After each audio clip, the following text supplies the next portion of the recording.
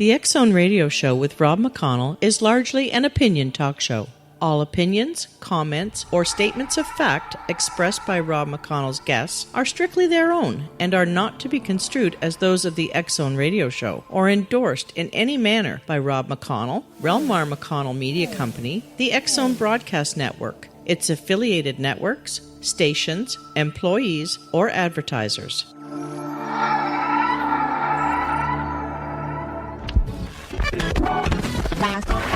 All Hit Radio.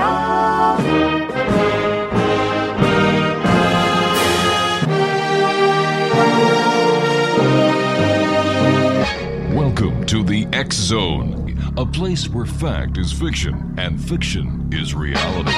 Now, here's your host, Rob McConnell. And welcome back, everyone. My name is Rob McConnell, coming to you from our studios in Hamilton, Ontario, Canada. Worldwide toll-free, 1-800-610-7035. Email xzone@xzoneradiotv.com. On MSN Messenger, xzoneradiotv@hotmail.com. And our website, www.xzoneradiotv.com. Don't forget, you can always go to the archive page and listen to the last month and a half, 2 months archives with our compliments at www.xzonepodcast.com. My guest this hour is Howard Bloom, and Howard has been called the Darwin, Newton, Einstein, Freud, and one of the smartest guys I know of the 21st century, and the next Stephen Hawking. Move over, Stephen. Howard's already here. He's the author of The Genius of the Beast, A Radical Re-Vision of Capitalism. He's also, written The Global Brain, The Evolution of Mass Mind from the Big Bang to the 21st Century. Lucifer Principle, a scientific explanation into the forces of history.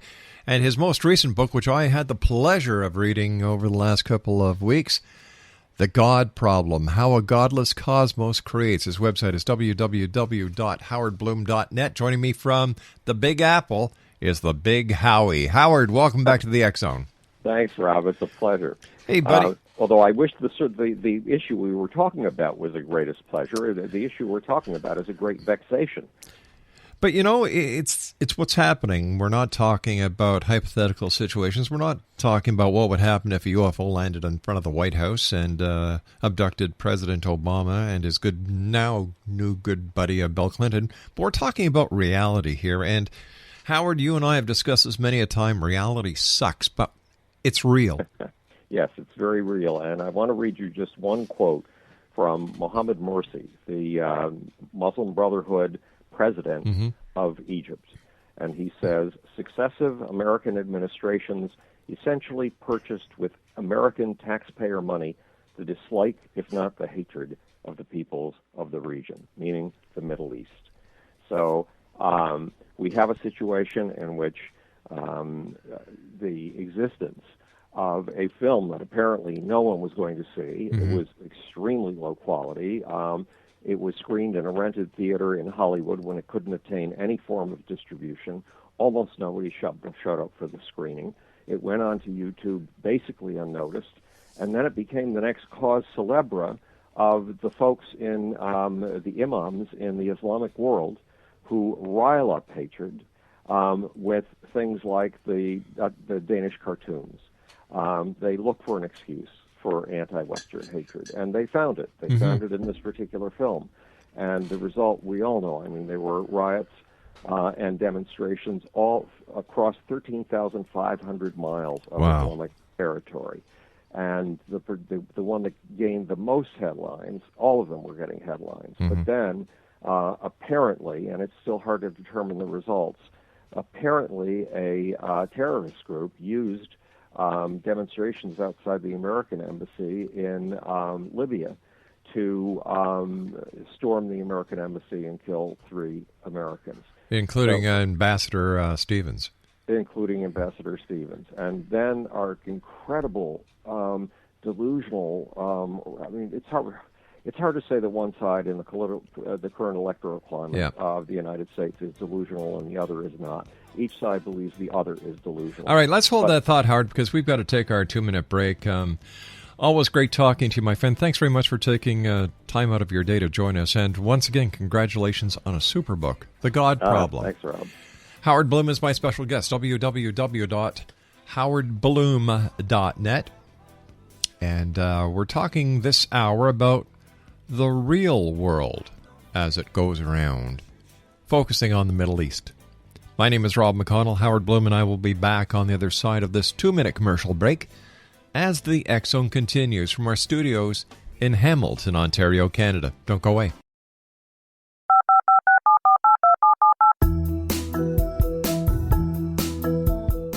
Did you know that when you're on the road with limited data or Wi-Fi, you can still listen to the X Zone radio show with Rob McConnell, The Science of Magic with Gwilda Wiyaka, X-1, Dimension X, Space Patrol, and every minute of the X Zone broadcast network by calling 213-401-0080, courtesy of Audio Now. No smartphone, app, or internet needed. It saves your data plan, and it's free if you have unlimited minutes. Call 213-401-0080 to listen on any phone, anytime, anywhere. Remember, 213-401-0080 for the best of the paranormal, parapsychology, and sci-fi radio programming anywhere, 24/7, 365. Hi everyone, Rob McConnell here, and I wanted to spend a moment on internet streaming. Everybody has heard about internet streaming, but not many know much about it. Did you know the internet streams just about everything? Movies. From new releases to old classics. TV shows. Almost every show, every episode, and much more. But the question has always been, how do you do it? Well now, thanks to the folks at 123 Ready TV, I have the answer for you. They have developed a simple program app, 123 Ready TV, that you install on your Windows PC, Android smartphone, or Android tablet that can have you streaming like a pro in less than 5 minutes. You truly won't believe how much is available or how easy it is to do until you try. And for a one-time cost of only $19.99, this product is a real winner. To learn more about 123 Ready TV, visit our website at www.xzbn.net.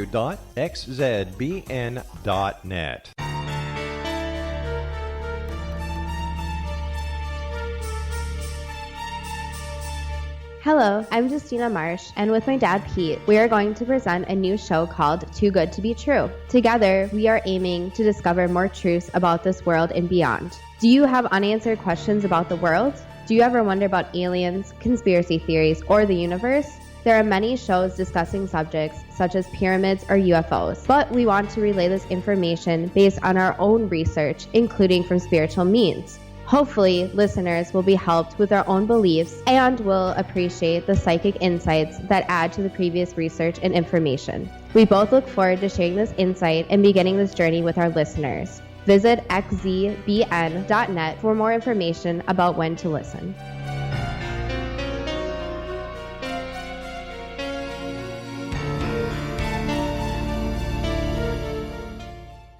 Welcome back, everyone. Howard Bloom is my special guest. www.howardbloom.net is the web address.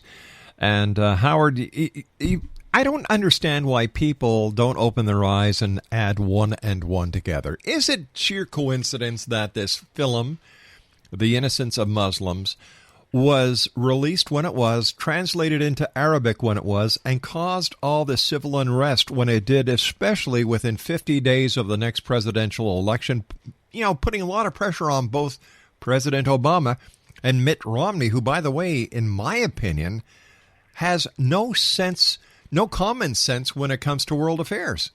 No, I agree with you. I don't think he has any common sense when it comes to world affairs either. Look how badly he screwed up on his trip to Europe. Oh, my Lord. Yeah, it was stumble thumbs and feeding your mouth all over the place. Well, the implication that the Republicans may have planted in starting this is an interesting one. It's certainly not anything that I've thought of, but there's something much, much bigger going on, and we're being distracted from it. You and I have talked several times about the fact that the major issue going on in the Middle East over the course of the last year or two has been a struggle between Iran and Saudi Arabia. Big time. And the fact that the Syrian uprising is not just a genuine uprising, it's something far more. It's a war by Saudi Arabia to take over Syria in order to pry Syria loose from the grip of Iran and weaken Iran. But there's a big wild card that has just entered the picture. When Mohamed Morsi won the election in Egypt, when he managed to defeat the ruling military group and managed to get the generals who had been running Egypt for the last year, ever since the Arab Spring, to step down. And when he took over the reins of power, one of his first moves was scarcely noticed by the North American press. He went to China. And from China, he went to Iran. And he went to Iran to meet with a Congress of non-aligned nations that was meeting in Iran, so that he was making a bigger gesture than simply being in Iran. He was gesturing to an international alliance of countries that basically gain their unity from loathing, despising, and hating the United States. Then he returned to Egypt, and then he made, over the weekend, just 2 or 3 days ago, he made this statement about the fact that American administrations have purchased with American taxpayer money the dislike, if not the hatred, of the peoples of the region. What Mohamed Morsi is doing is this. Since 1951, when Gamal Abdel Nasser took power in Egypt, the Arab world has been led by a coalition. It's been led by a coalition that's gone under sometimes names like the Arab League. And that the 2 key states in that coalition, 3 key states actually, number 1 has been Egypt. Number 2 has been Saudi Arabia. Number 3 has been Syria. Well, Iran, we've talked about the Al-Quds Brigade. Iran has an international force. Its primary strength is not its over 100,000 actual soldiers. Its primary strength is in its proxy armies. And it has 2 proxy armies in Iraq, basically controlling Iraq. The head of the Al-Quds Brigade 3 months ago made a public statement that Iran had won in Iraq, that Iraq was now basically Iranian territory. The Al-Quds Brigade is behind Hezbollah in Libya. It supplied 40,000 rockets to them, sometimes through the Syrians. It basically is the father, the puppeteer of Hamas in Gaza. And in addition, it is said to have forces in Yemen. And right now, it has an alliance in Sudan. It has a puppet army in Somalia. Well, this led to panic in Saudi Arabia over the course of the last year or two, because it meant that the old Arab states were surrounded by a new Persian entity that had created something called in military terms encirclement. And encirclement is such a serious problem that it is considered a legitimate cause for war in international affairs. But at least Saudi Arabia knew that it and Egypt, Saudi Arabia and Egypt, were hanging in there together. Then the Arab Spring happened. Then everything became uncertain. Some people said that it was the Saudis who controlled the Muslim Brotherhood forces in Egypt. Well, that's yet to see, because, frankly, when the Muslim Brotherhood took over, it aligned itself with Iran. That meant Saudi Arabia is now all alone to trumpet the old Arab ways of doing things, the old Sunni ways of doing things, to stand alone against Iran. There is no one to stand against Iran except Saudi Arabia. And Saudi Arabia is either going to have to take over Syria very fast, or it's going to be in danger of a huge loss. In fact, one analyst at the Asia Times says the best thing that could happen is and I don't agree with this, Rod. Yeah. I don't agree with it at all. But he says the best thing that could happen is if Israel strikes Iran to get rid of its nuclear forces, then Iran would cut off the Straits of Hormuz, would supply 40% of the world's oil. The United States would be forced to respond by bludgeoning Iran. And bludgeoning Iran would return the balance of power in the Middle East by weakening Iran. Bludgeoning Iran, he feels, is the only way, but remember, this is only one analyst, but he feels is the only way to get back to a balance of power in which the Saudis are leading things again. What does all this mean to us? Well, Mohammed Morsi just told you. The Egyptians now feel it's their legitimate right to hate the United States because we bought their hatred with all the money that we spend supporting them. The rest of the Arab world has just shown its tremendous, or the rest of the Islamic world, because remember, this isn't just the Arab world. The Arab world is restricted to North Africa and the Middle East. But the Islamic world goes all the way from Nigeria on the shores of the Atlantic to Indonesia on the shores of the Pacific. That's 13,500 miles. And these this film was used to rouse all of that, wow. to rouse people in all of that territory, and basically to rouse them toward a kind of a new world order. So Ahmadinejad, in his statements, he did more than simply make a statement at the United Nations this time with his arrival in New York over the last 2 days. He sat down and he did interviews with AP and all kinds of American outlets. In fact, he did a wonderful interview. Well, I shouldn't say he did, but Piers Morgan on CNN did a great interview with him. Well, and he has said in these interviews he's looking forward to a new world order. Yes. What's the nature of the new world order? America is down and out. The new world order is held together by anti-Americanism. In Pravda, in Russia, there are some important moves, interesting moves happening in Russia. The danger was, when we've discussed this Saudi versus Iranian showdown in the Middle East, the danger has been that if we did anything to stand with the Syrian rebels, who are actually the Syrian forces that are being supported by Saudi Arabia, that if we did anything to stand with them, we ran the risk of a full-out war with Russia and China, because Russia had declared that Syria was an indispensable military ally and that Iran was also an indispensable military ally. Well, Pravda has backed off on that. Pravda is no longer portraying Syria and Iran as military allies in the same way that Holland and the United States are military allies within NATO. So that takes the pressure off of us if something happens in Syria. It means we're not going to start an all-out war. It takes the pressure off of us if something happens in Iran. It means we're not going to start an all-out war. But Russia, meanwhile, one of its major legislators, has said a new world order is about to emerge. Now, and Russia's going to lead it. And what does he imagine the new world order is going to be? Well, the same thing. It's going to be all the countries of the world that hate the United States getting together in a great big hate fest and putting together a bloc in which their own bloc, in which the United States power just doesn't apply. When you start looking at the big picture like you're painting it, Howard, as I said earlier, we had The Innocence of the Muslims, the movie. It was translated into Arabic. It went viral. Right. We also have the president of Iran coming to the United States. We have foreign policy being discussed by the presidential candidate as well as the incumbent president. Right. Then when the president of Iran is in the United States going to address the United Nations, Iran test fires 4 missiles. Ah, yes. Iran does have a habit of test firing missiles all the time. Yeah. Now, I didn't see that report. Which missiles, were these the Shahab 3s? Yes. Okay, well, the Shahab 3s are the long-distance missiles. Yeah. And the Shahab 3s, according to at least one security analyst, have been, the Iranians have been equipping them to handle nuclear warheads for the last 10 years. This is a missile the Iranians have been working on for a good long time. And it's their equivalent to our intercontinental ballistic missiles, the missiles we rely on if there were ever World War III to carry nuclear warheads.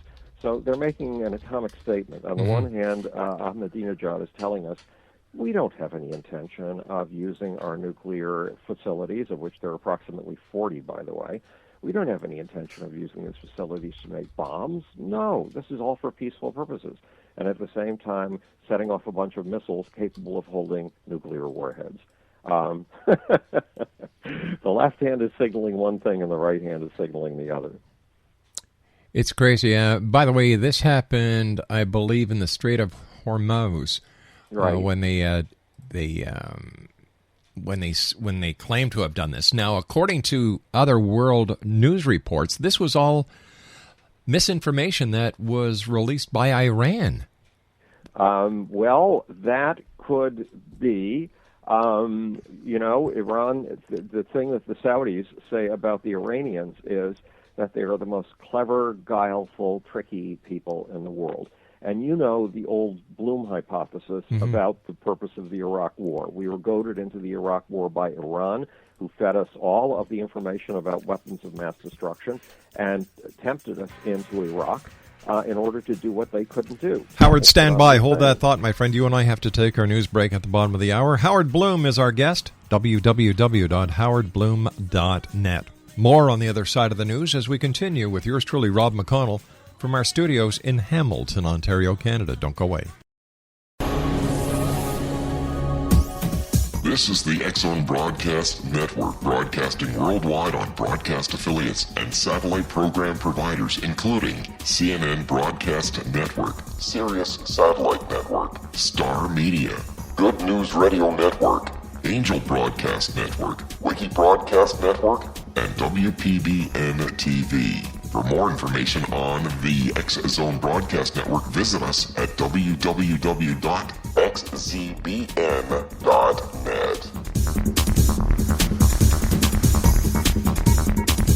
Hi everyone, Rob McConnell here, and I wanted to spend a moment on internet streaming. Everybody has heard about internet streaming, but not many know much about it.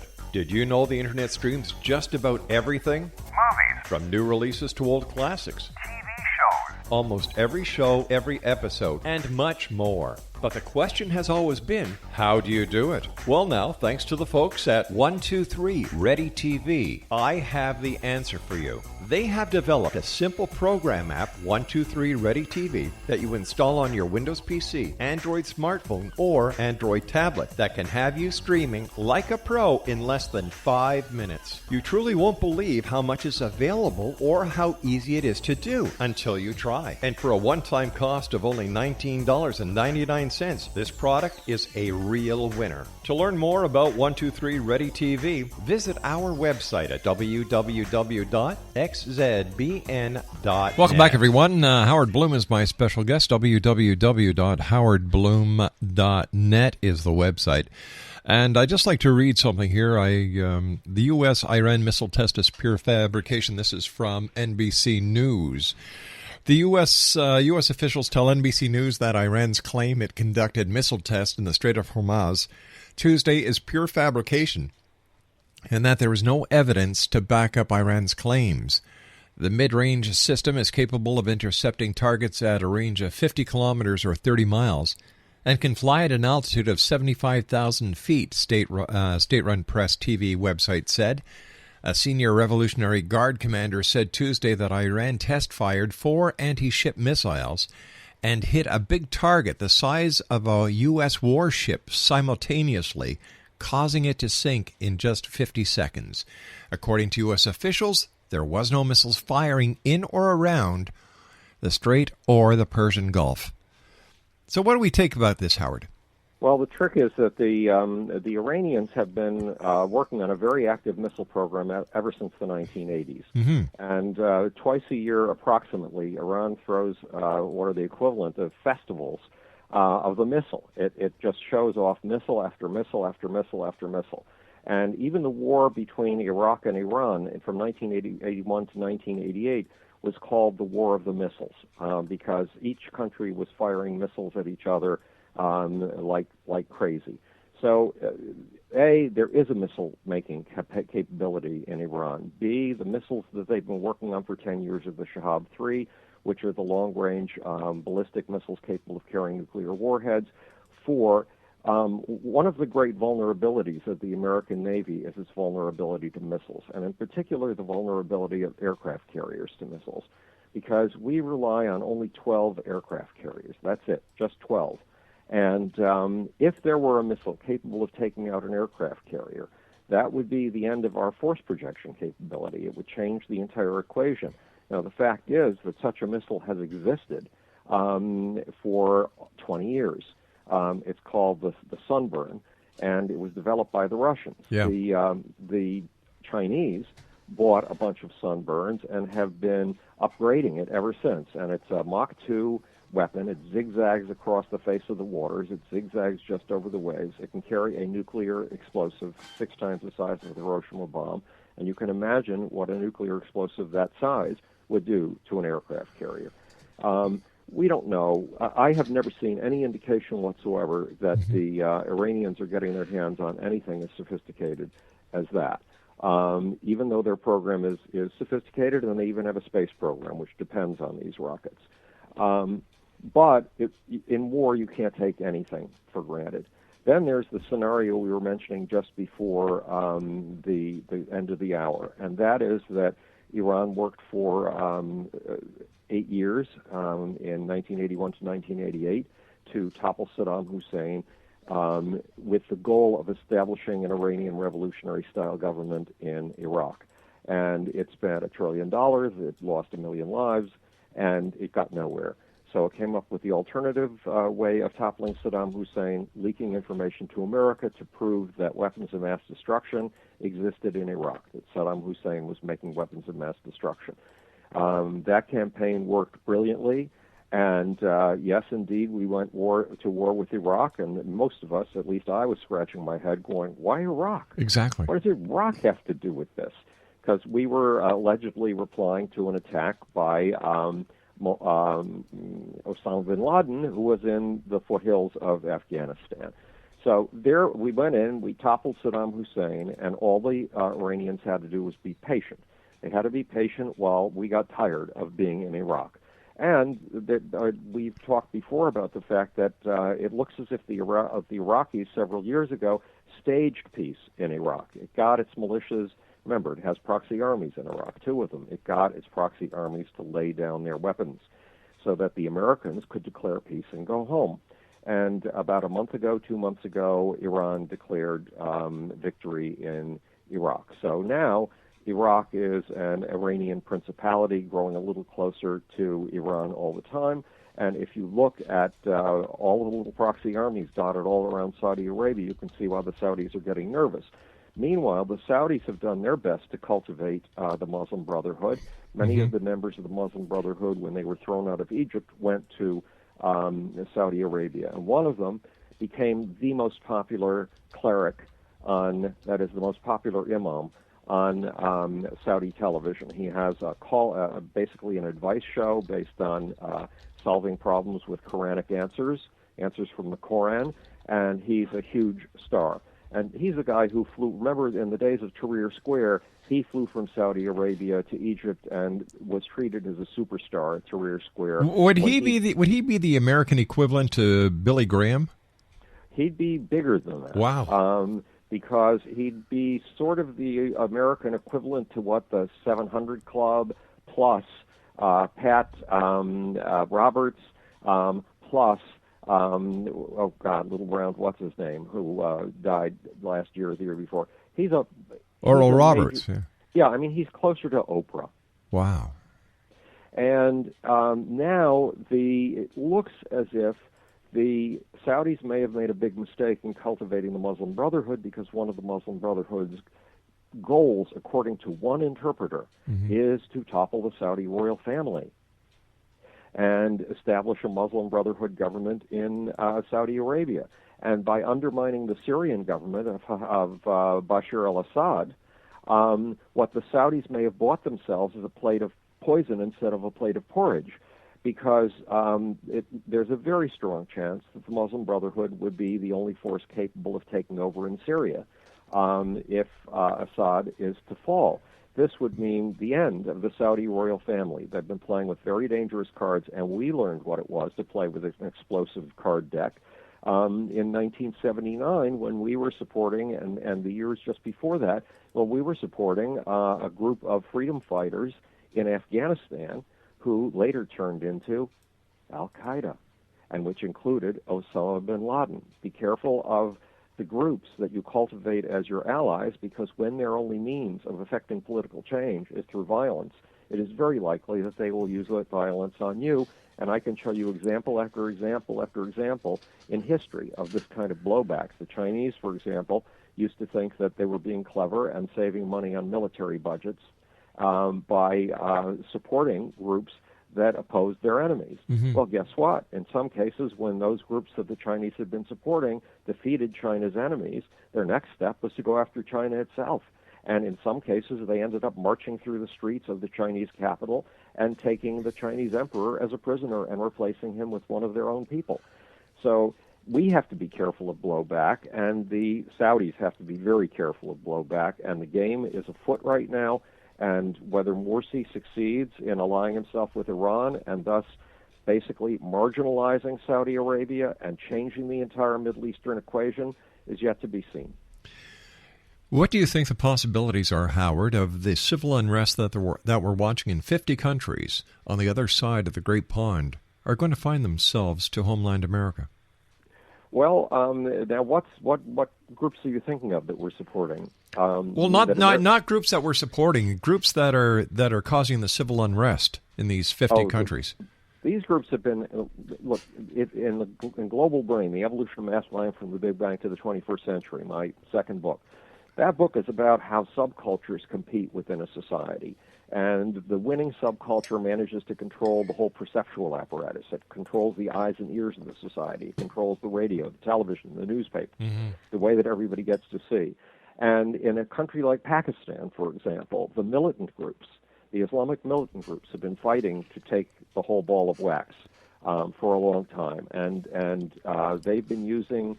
The militant groups have been using incidents like this video incident for a long time. In the mid-1990s, guess what they used in order to show street power and in order to grab for political power? They used Salman Rushdie.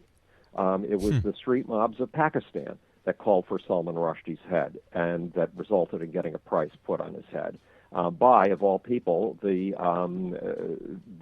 head of Iraq. Of Iran. So this struggle is going on nonstop, and the difficulty is this. There's been a big discussion on my Facebook page. I have a bunch fortunately, of fans from the Islamic world, and you know I do Iranian television and I do Saudi television.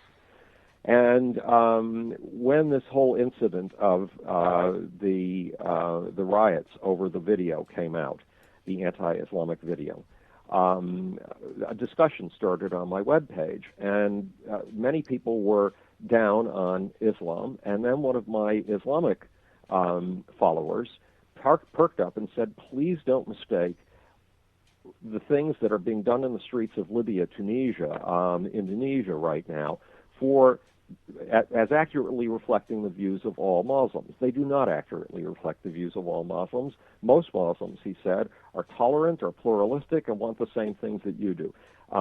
They want them within an Islamic framework, but they want the same things that you do. Well, I know he's not joking around. That's how he feels. There is a huge contingent, and he's part of it. He's from Pakistan. He's the guy who ran the Pakistan Software Association for a long time, so he's an important man in Pakistan. And he's telling the truth about himself. The difficulty is that there have been a bunch of would-be spokesmen for the secular, tolerant, pluralistic community in Pakistan. One of them made a point of his tolerance just a year ago by going to visit a woman who was under a death sentence for saying things that slandered the Prophet Muhammad. She was a Christian. Of course, anything she says is going to slander the Prophet Muhammad. Anything she says in the name of her own religion. And he went to visit her in her jail cell as a sign of solidarity. Well, you probably know, Rob, exactly what happened to this man. He had an elite security detail. One of his elite security guards turned on him and riddled him with something like 36 bullets. The man is now dead. And that's happened to most of those who speak out on behalf of the interests of the tolerant, pluralist, modernist Muslims. And that is modernist Islam's Achilles heel. It can't speak up. It has no leadership. It has no voice. And what I suggested to the people discussing this on my Facebook site was that we need a spokesperson who's willing to speak up for this community on a regular basis and who will do it out of a country or a city like Dubai that seems to be free of these kinds of assassinations, where you can speak up. Of course, you'd have to do it. You'd have to get the approval of the sheikh, who runs Dubai in order to do this. And what they really need is to put their money into an action engine, not a think tank, an action engine. And what's an action engine? Well, remember, I did my field work in popular culture by founding the biggest PR firm in the music industry. So I'm very aware of what publicists can do. And I would put together a team of half a dozen publicists so that the tolerance folks within Islam can begin to show a presence within the press, and those leaders can form a rallying point. Do you know what a supersaturated solution is? You take a whole thing of Morton salt and you dissolve the whole thing in a glass of water and you swizzle it around with a swizzle stick, and what does it look like? Just water. A glass of water. Exactly. Well, then you take one salt crystal and you drop it into the solution, and what happens? Whammo! All the salt comes out of nowhere, comes out of solution, and gathers around that one salt crystal, and you end up with a massive salt crystal. Well, right now the Middle East is a supersaturated solution, and it needs the leadership of tolerant pluralist types. The tolerant pluralist types ran the the first of the Arab Spring revolutions, the one in Egypt. It was the Facebook people and the Twitter people and the Google people who were running that operation. But once they toppled the monarch, once they toppled Mubarak, they felt that they had achieved this success. Well, you don't achieve success in a revolution just by toppling the old head of state. From that point on, you have a 5-year struggle in which different subcultures are contending. And if your subculture doesn't fight very, very, very hard, it will be a loser. The Iranians learned that in 1979 when their secular, tolerant group thought it had won a revolution. Let me ask you this, Howard. Let me ask you this. We're running close to our next break. Is it possible that these countries where we're trying to get democracy in cannot handle democracy? It's entirely possible because, it's the secular, tolerant, pluralist ones who understand the current concept of democracy. And right now in Tunisia, there are two wings of the Islamist Party. The Islamist Party is in power to the extent that there is any power, because, as you know, the power of the government doesn't extend beyond one city, unfortunately. We saw that in Benghazi. But one party within the party, a sub-party, wants Sharia, and the other wants a democracy. And the pro-democratic forces in all of these countries are weak as can be. They're still stumbling around like blind kittens. All right, buddy, stand by. You and I have to take our final break for this hour. X-Zone Nation, Howard Bloom, my very special guest, www.howardbloom.net. Check out his new book. It's a super great book, The God Problem, How a Godless Cosmos Creates. We'll be back on the other side of this commercial break as the X-Zone continues. We're right here from our studios in Hamilton, Ontario, Canada. Don't go away. This is the X-Zone Broadcast Network, broadcasting worldwide on broadcast affiliates and satellite program providers, including CNN Broadcast Network, Sirius Satellite Network, Star Media, Good News Radio Network, Angel Broadcast Network, Wiki Broadcast Network, and WPBN TV. For more information on the X-Zone Broadcast Network, visit us at www.xzbn.net.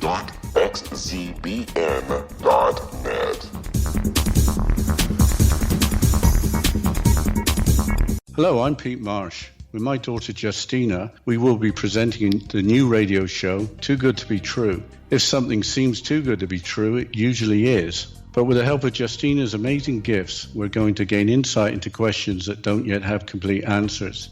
Have you wondered who built Stonehenge and for what reason? Why are crop circles found in the same region as Stonehenge and elsewhere? Are crop circles a hoax, or are they created with technologies that we have little knowledge of? Who built the pyramids in Egypt and also in other countries? How and why were they built? Was the Titanic switched with the Britannic as part of a gigantic insurance fraud, or for more insidious reasons? What caused the Tunguska event when trees were flattened over an 800 square mile area in Siberia? Will the new insights be too good to be true? Well, that will depend on what you are prepared to believe. Please join us as we start on this journey together. For more information on Too Good to Be True, visit www.xzbn.net.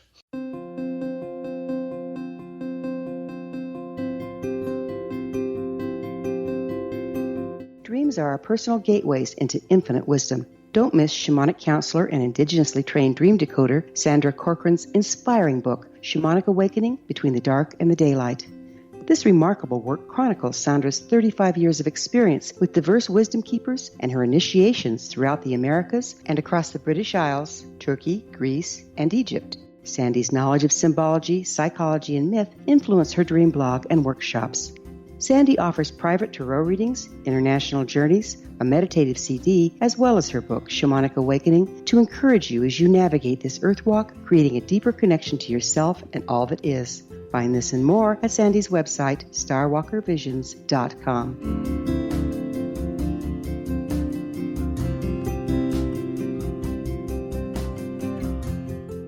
Welcome back, everyone. Howard Bloom is my guest. It's always great having Howard on the show. He's got a great new book out that's available online, Amazon.com, or any of the online book stores, brick-and-mortar stores as well. The God Problem, How a Godless Cosmos Creates. And I've got to tell you from first-hand experience, it is a great book. And again, Howard, congratulations. Howard's website is www.howardbloom.net. Howard, we've been talking about the crisis in the Middle East. I have to ask you at this time, with the presidential election less than 45 days away, how is what's happening in the Middle East going to affect the U.S. elections? This is just a personal suspicion, and I could be absolutely wrong. You know that Mitt Romney's been trying to keep the election on the topic of the economy. Yep. Of course, he's also kept very quiet about what he would do for the economy, aside from give big tax breaks to the super rich. Mm-hmm. But aside from that, now, because of all of this, attention has swung to international affairs.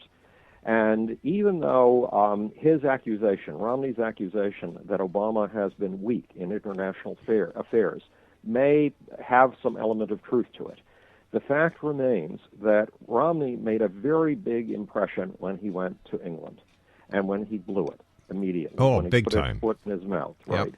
And I don't think that even though there are ferociously committed people on the right who will never vote for Obama in a million years, I think that when it comes to the swing voters, the idea of having that man near the nuclear button, the idea of having him trying to relate to these Muslim countries when he's obviously tone deaf to other people's cultures and sensitivities, and we know that Obama is a very careful, methodical speaker. At least he knows how to measure his words before he steps on somebody's toes. Well, look what happened. Look what happened when they stormed the embassy in, where was it? It was in Libya. Libya. You know, Romney opened his mouth before the U.S. Government had issued anything. Right, and he made a huge mistake, which the press did not hold him to account for. He said that the Obama administration's first reaction was to apologize, and he was referring to a document that had gone out long before this Benghazi attack had occurred. He had his facts wrong, and then he stood by them. Is that the kind of man you would want near the nuclear button? Is that the kind of man you would want making decisions in difficult circumstances, like a storm, a hailstorm of hatred in the Muslim world against the United States? The only button I trust Romney by is the button from Staples, where you hit it, it says, "That was easy." Yes. But, you know, just because you run a company like Staples does not mean you can run the United States of America. And I think that his running mate, Paul Ryan, I call them Abbott and Costello. Well, Paul Ryan is a nightmare. He's an intelligent, appealing nightmare.